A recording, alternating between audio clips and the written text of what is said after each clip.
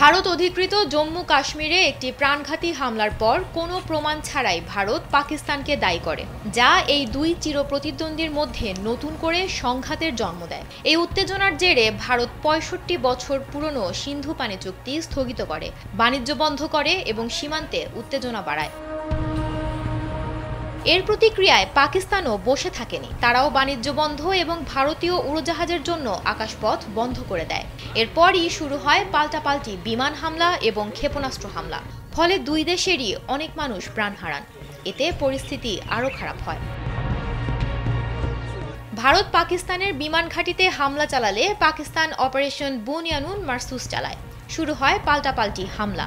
যুদ্ধের এমন দ্বারপ্রান্তে কূটনৈতিক হস্তক্ষেপ নেন মার্কিন প্রেসিডেন্ট ডোনাল্ড ট্রাম্প। তার ভাষ্যমতে তিনি দুই পক্ষের নেতাদের সঙ্গে গভীরভাবে কথা বলেছেন এবং যুদ্ধ থামাতে চাপ সৃষ্টি করেছেন।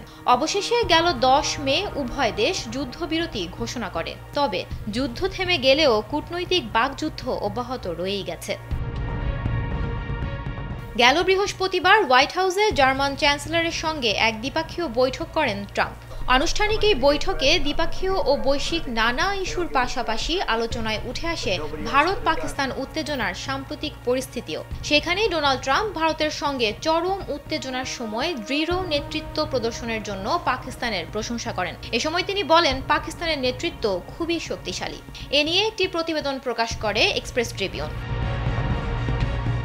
মূলত এই সংঘাতের মাঝে ডোনাল্ড ট্রাম্প নিজেকে মধ্যস্থতাকারী হিসেবে তুলে ধরেন। তিনি স্পষ্ট করে বলেন তিনি এই যুদ্ধ থামিয়েছেন এবং তাতে তিনি গর্বিত। আশা করছেন তারা আবার শুরু করবে না। তবে এই দুই পক্ষের নেতৃত্বের প্রশংসা করলেও পাকিস্তানের দৃঢ় নেতৃত্বের ওপর বিশেষভাবে আলোকপাত করেছেন ডোনাল্ড ট্রাম্প। সুমনা মুস্তফা, কালতলা।